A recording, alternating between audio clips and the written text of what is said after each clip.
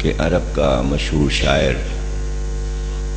سید اسماعیل ہمیری جو کہ بادشاہ اور حکومت کا شاعر تھا اور اسے بہت منصب ملے ہوئے تھے، بڑے انعام ملے تھے۔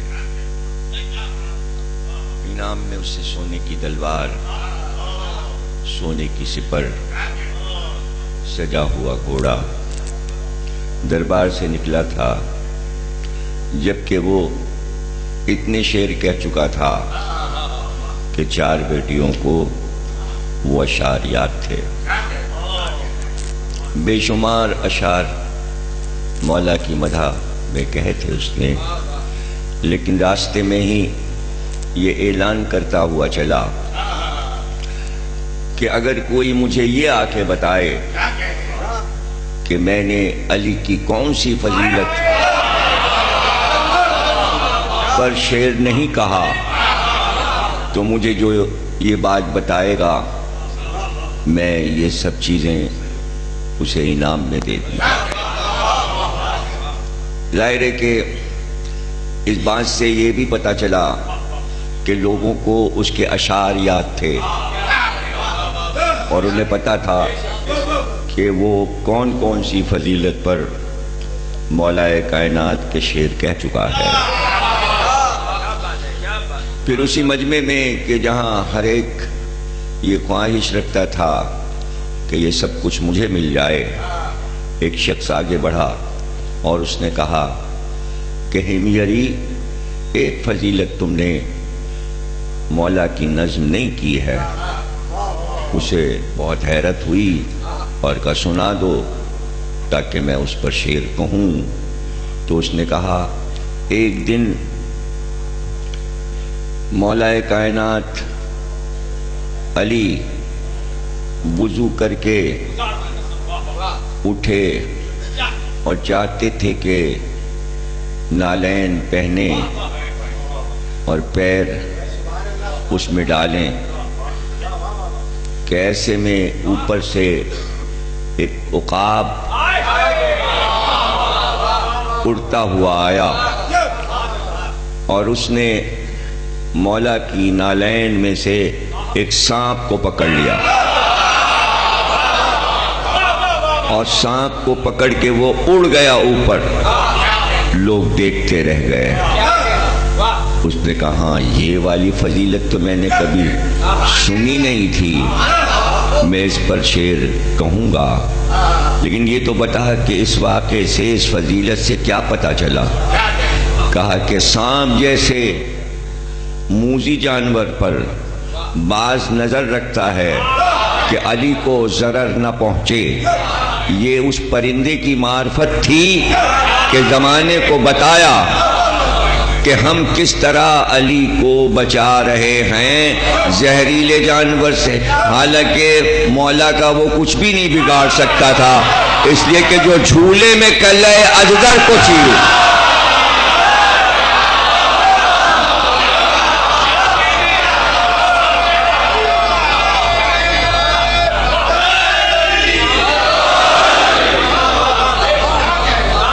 تو ظاہر ہے ایک کہ مولا کو تو سب کچھ معلوم ہے، تو باز آیا کیوں؟ وہ ثبوت دے رہا تھا کہ مجھے علی سے کتنی محبت ہے، کتنی محبت ہے۔ وہ زمانے والوں کو بتا رہا تھا، علی کو اس محبت کی ضرورت نہیں تھی۔ بھئی یوں ہی سوچ لو کہ ہم جو علی کے فضائل پر واہ کرتے ہیں، علی کو اس کی ضرورت نہیں ہے۔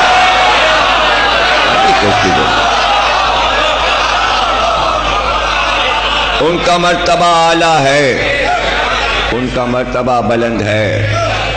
ہمارے مرحومین کے لیے دعائیں ہوتی ہیں، مغفرت عطا کر، ان کے درجات بلند کر۔ تو جن کے درجے کم ہوتے ہیں ان کے لیے دعا ہوتی ہے کہ درجات بلند کر۔ جہاں خطرہ ہوتا ہے کہ اللہ راضی ہوا کہ نہیں راضی ہوا، یہاں راضی نہ ہوتا تو ولایت کیوں دیتا؟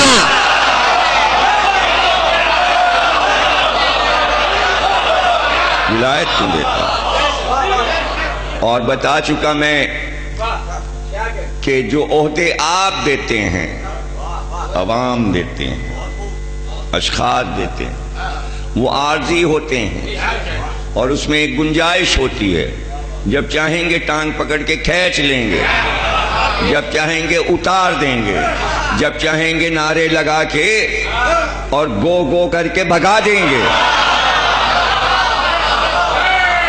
لیکن اللہ جب عہدہ عطا کرتا ہے تو وہ اپنے نمائندے سے نہ ناراض ہوتا ہے، نہ یہ کہتا ہے آ جاؤ، نہ ڈیوٹی واپس لیتا ہے۔ لگا دی ڈیوٹی تو بس لگا دی، تم ہم سے راضی، ہم تم سے راضی، اور بار بار پوچھتا رہتا ہے راضی ہو،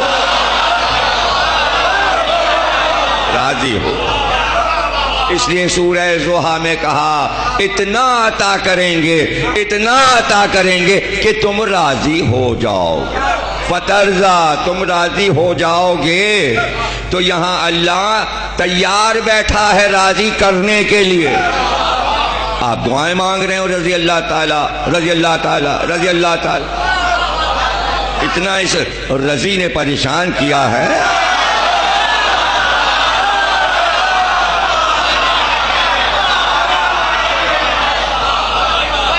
معنی کسی کو نہیں معلوم، صرف یاد کرا دیا گیا ہے کہ جتنے اسلامی نام ہیں ان کے ساتھ یہ لفظ استعمال ہوتا ہے۔ معنی نہیں پتا، معنی نہیں معلوم کہ اس کے معنی کیا ہیں، بس رٹا دیا گیا ہے یہ لفظ استعمال کرنا ہے۔ ہم کو یہ رٹایا ہماری ماں نے کہ جب نام آئے ائمہ کے تو سلام کرنا ہے۔ سلام اس لیے کرنا ہے کہ سلام واجب نہیں ہے، لیکن جب جواب آئے گا تو وہ واجب ہے، وہ دعا بنے گی قوم کے لیے۔ ہم تو دعائیں لیتے ہیں،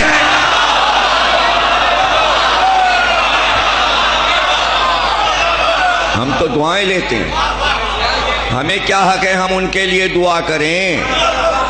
آپ پر سلام، ہم آپ کی تعظیم کرتے ہیں، ادھر سے جواب آتا ہے سلامت رہو، سلامت رہو۔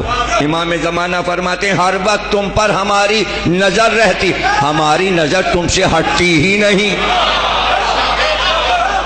ہماری نظر تم سے ہٹتی ہی نہیں، اس لیے ہم نظر رکھتے ہیں کہ زمانہ تمہارا دشمن ہے، تو ہم تمہاری سلامتی کے لیے ہر وقت تم پہ نظر رکھتے ہیں۔ جیسے ہی دشمن نظر بد ڈالتا ہے ہم اس کی نگاہیں پھیر دیتے ہیں۔ اور شیخ مفید کو لکھ کے بتایا ہے ختم امام زمانہ نے کہ ان سے کہہ دو میری قوم والوں سے کہ اگر میری نظر ہر وقت تم پہ نہ ہوتی یہ زمانہ تمہیں مٹا چکا ہوتا، یہ تمہیں ختم کر چکا ہوتا۔ ارے اتنے دشمن اور اس پر ہم بیٹھے ہیں، یہ امام زمانہ کا کرم ہے، یہ امام زمانہ کا کرم ہے۔ وہ روئیں وہ پیٹیں جو امام نہیں رکھتے، جو سرپرست نہیں رکھتے۔ ہم یتیم نہیں ہیں، سرپرست ہے، اس کی نظر ہم پر ہے، اس کی نظر ہم پر ہے۔ کچھ لوگ علی کے چہرے پہ نظر کرتے تھے، ہر وقت علی کے چہرے کو دیکھتے رہتے تھے۔ کسی نے پوچھا کیوں دیکھتے رہتے ہو؟ کہ رسول نے کہا ہے علی کے چہرے کو دیکھنا عبادت ہے۔ کہاں یہ مرتبہ، کہاں یہ مرتبہ، اور کہاں امام زمانہ کا کہنا ہر وقت ہم تمہیں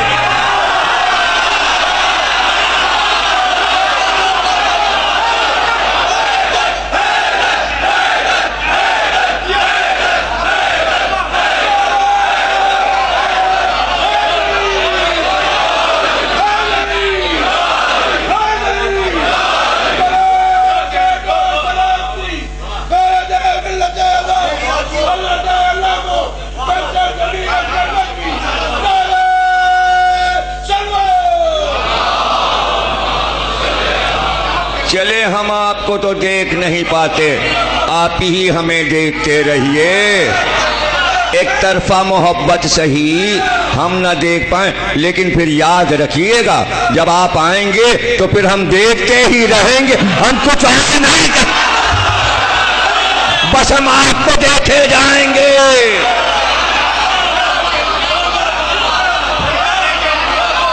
آپ کو دیکھے جائیں گے۔ اب کوئی کہے نماز پڑھو، امام کے پیچھے نماز پڑھو، ہم تو یہی کہیں گے، ہم تو بس آپ کو دیکھے جائیں گے۔ کسی نے کہا ارے امام کے پیچھے پڑھو، کیسے پڑھیں؟ پشت نظر آئے گی، ہم تو بس دیکھے جائیں گے۔ اب وہاں قتل کر دینا، مار دینا، ہم تو بس دیکھے جائیں گے۔ وہ ہمیں دیکھے جا رہے ہیں، حل جزاء الاحسان الا الاحسان، ہم دیکھے جائیں۔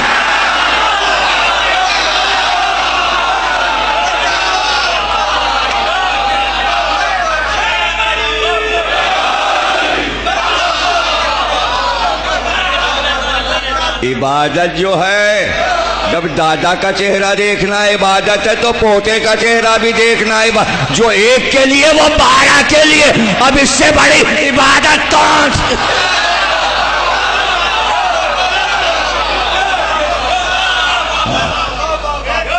ہمارا وضو آنسوؤں سے، رونا ہماری نماز۔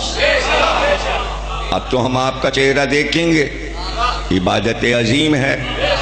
اب کوئی بحث کر لے، ہم تو مستقبل کی بات کرتے ہیں نا، کہ جو ہونے والا ابھی تو ہوا ہی نہیں ہے، جو کام ہوا نہیں اس کی سزا ہے ہی نہیں، تو چارج کون لگائے گا؟ ہم تو کہہ رہے ہیں ایسا کریں گے۔ اب جب آگے کچھ ہوگا تو دیکھا جائے گا، پھر وہاں دیکھیں گے ہمارے امام کے سامنے فتوے کون دیتا ہے۔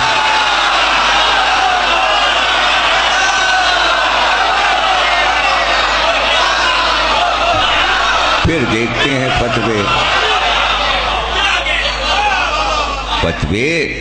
فتوے دیجئے، دینا چاہیے، لیکن ہر فتوے میں محبت علی ہونا چاہیے۔ اگر آل محمد کی طرف ترچھی نظر سے کوئی فتویٰ آ رہا ہے تو پھر ہم دیکھیں گے، ہم بھی دیکھیں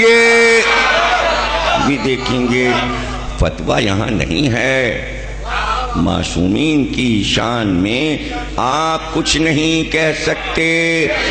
فتوے کے موجد وہ ہیں، ان کی وجہ سے فتویٰ ہے، ان کی وجہ سے فتویٰ ہے۔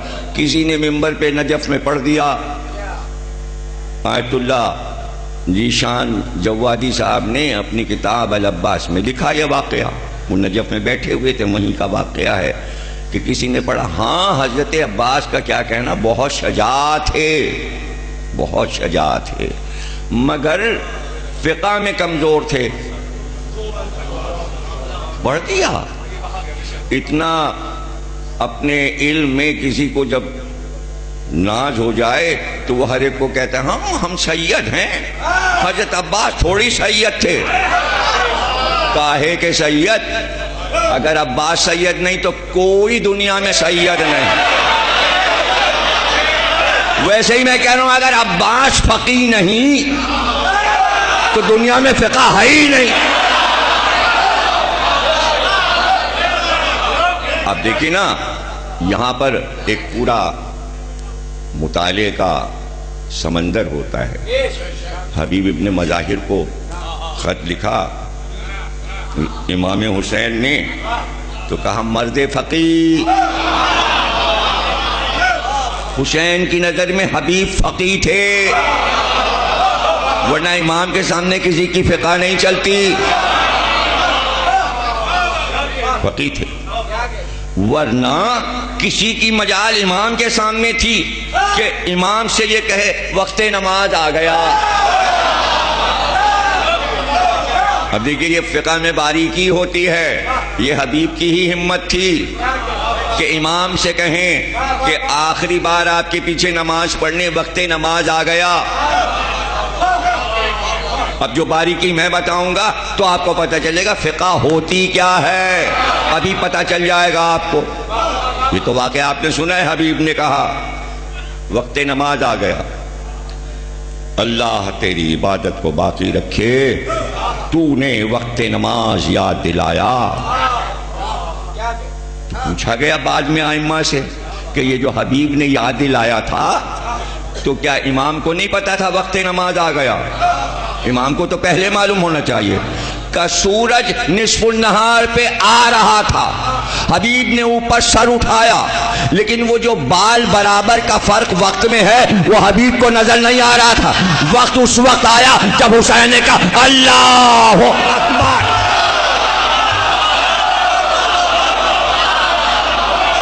اب آیا وقت. کائنات میں جب امام نیت کے لیے تکبیر کہتا ہے میں پڑھتا ہوں صبح کی نماز قربتاً اللہ، جب اس کے ہاتھ اٹھتے ہیں تب وقت آتا ہے، اور اگر وہ نہ کہے تو وقت آتا ہی نہیں، آتا ہی نہیں. پھر وقت ہی نہیں پھر وقت ہاتھ سے نکل جاتا ہے. یا علی مجھ پہ وحی آ رہی تھی اور تم نے میرا سر زانو پہ لے لیا. ارے سورج تو گیا، وقت گیا، وقت گزر گیا. قضا، قضا کے معنی موت. اب موت کے بعد کون جلائے؟ آپ بولتے نماز قضا قضا قضا قضا قضا، گئی تو قضا، تو وہی جلائے موت کے بعد جو مردوں کو کہے قم